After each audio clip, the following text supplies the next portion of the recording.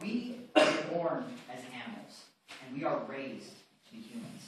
This is the case line that we will be bringing forward on side proposition today. And it's because of this, because of the importance of the way that we raise our children, because the importance of our education system, that we are proposing this motion, that the House would make physical education mandatory for all grades in high school.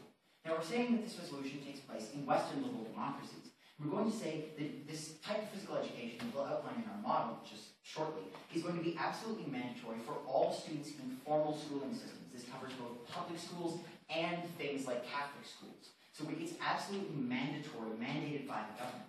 Now, what we would say is that it is important that children be getting this physical education. That it is important to the development of their brain, it is important for their development as a person, and it is important for the development of our society. But before we get into the constructive material, let's outline what we mean by physical education.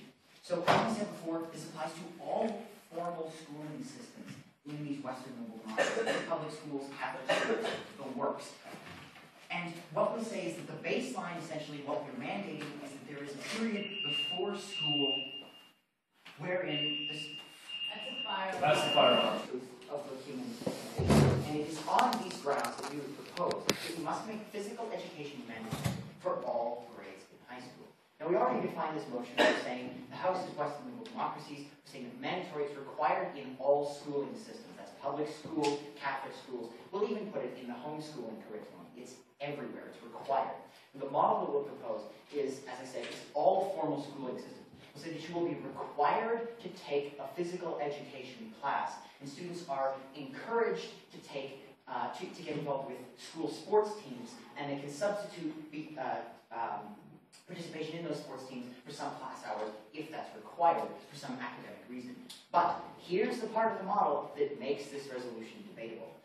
Just as you have to pass a final exam in order to pass a course, you have to pass a health test in order to pass phys ed, and it's required in order to graduate. You have to meet certain minimum standards of health and wellness and fitness, some of which will be based on what we call the body mass index rating, or the BMI.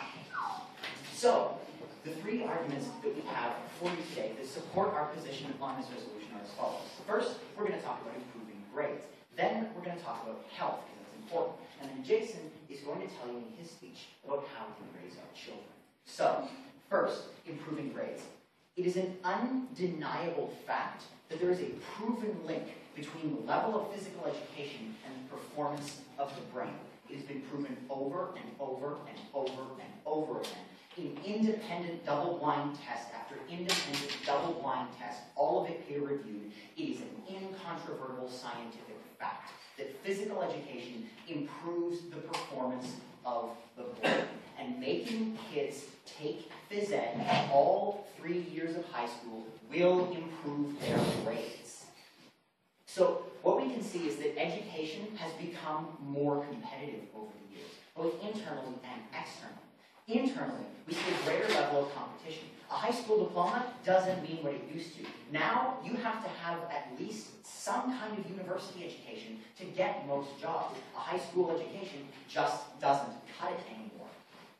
And the ability to get into university is also becoming more competitive because more people are trying to go. Entrance averages are going up. Requirements on academics are going up internally all the time. We'll take you in a moment, sir. And we think that if we want to keep our students competitive, if we want to give our students the best shot in life, we need to give them this physical education, both for the health reasons we'll discuss in a moment, and for the improvements to their academics. But first, playing an instrument and studying 9 hours a day also raises grades. Why doesn't the government compel these things? Because here's the thing. Those things do one thing and one thing only. They benefit your academics. They allow you to achieve higher grades. There are numerous other benefits to a physical education program, which we will discuss at length over the course of this case. So, we've already talked about how the education system has become internally more competitive. It is demanding better performance out of our students, and we need to give them the best shot that we can. But there's also a greater international competition in terms of education.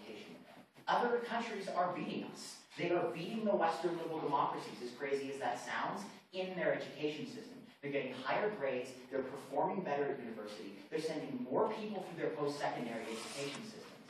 And coincidentally, a lot of nations that have rising educated classes, like China, also enforce physical education in their schooling systems.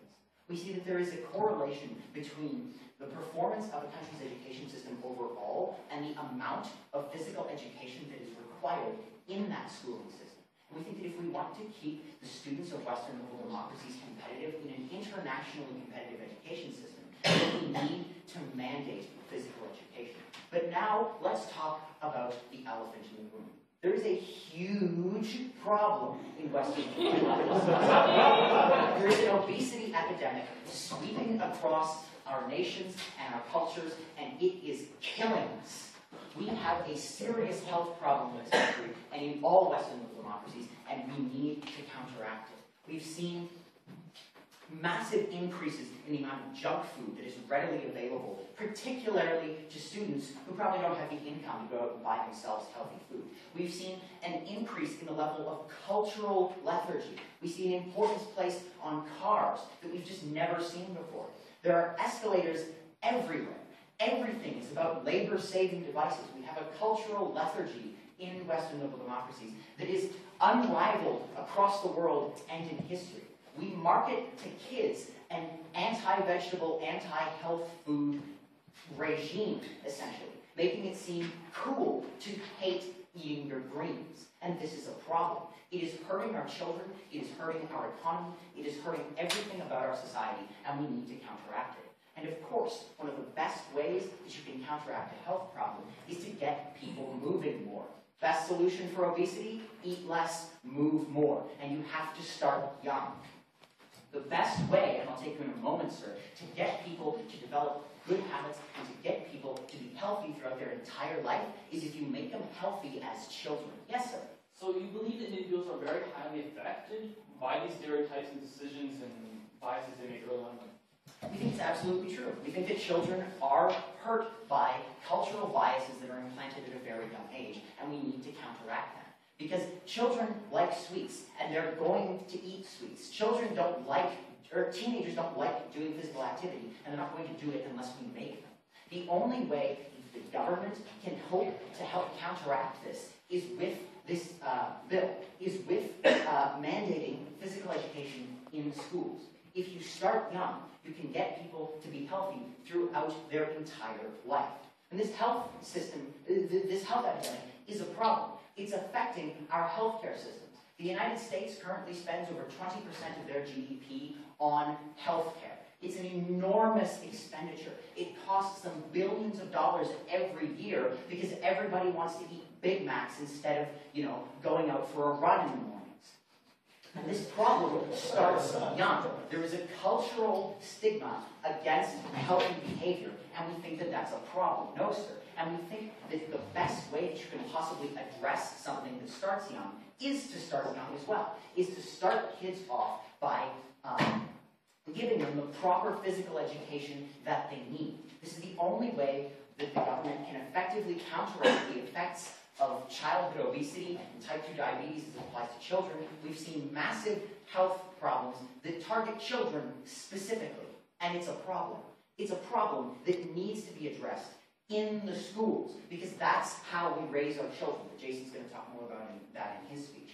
So overall, what we've discussed today is that we've shown you our model that outlines the necessity of physical education in schools, and that tells us that we need to have children passing a certain minimum health and fitness requirement in order to graduate.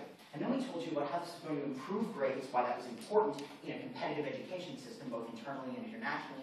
And finally, we talked about the biggest problem of all, the health issue, and how this bill is going to help to mitigate the problems that are associated with this health crisis. So for these reasons, it is for the interests of our children and of our future that we stand proud to propose this motion. Thank you.